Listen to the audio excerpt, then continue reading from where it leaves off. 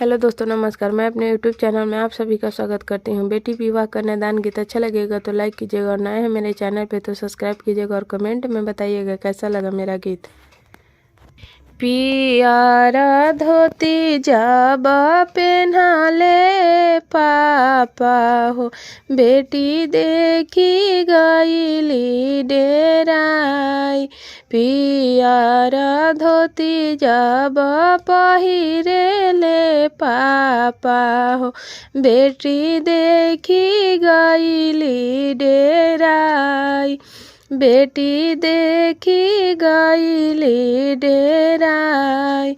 किया परले पापा हो काज परोजन, के कर हो खेला बिया।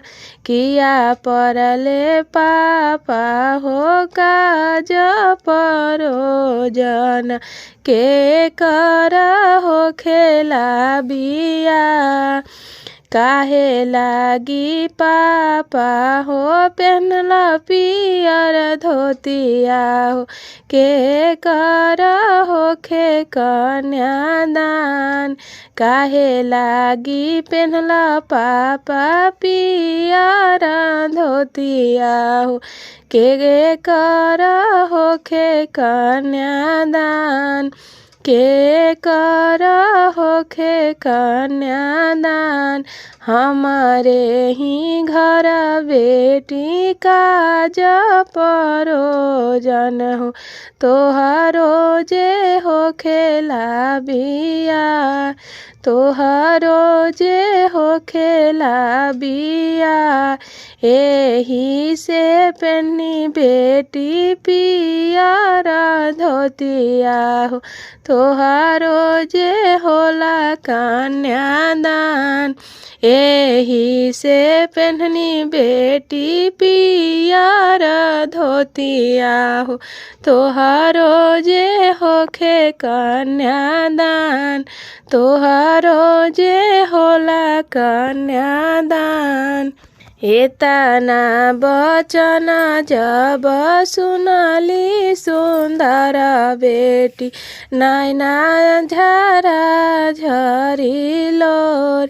एतना बचन जब सुनली सुंदर बेटी, नैना झरा झरी लोर। नैना झरा झरी लोर। किया हमारानी पापा चोरानी से चटनी हो, किया कुलवा नसनी तोहार। किया कुलवा नचनी तोहार। भैया के रखला पापा अपनी महलिया हो, हम के भेजवनी ससुरार। हम के भेजवनी दूर देश। नाही तू रहलू बेटी चोरनी से चटनी हो, नाही कुलवा नसलू हमार। नाही तू रहलू बेटी चोरनी से चटनी हो, नाही कुलवा नसलू हमार। नाही कुलवा नसलू हमार। तू तारलू बेटी आँखी के पुतरिया हो, दुनिया के इहे बारिवाज। दुनिया के इहे बारिवाज।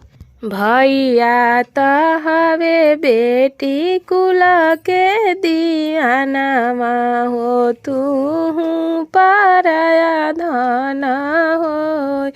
तू पराया धन हो। तू त शोभेलू ससुराल, तुहू त शोभेलु ससुरार पियारा धोती जब पहिरे ले चाचा हो बेटी देखी गईली डेराय पियारा धोती जब पहिरे ले चाचा हो बेटी देखी गईली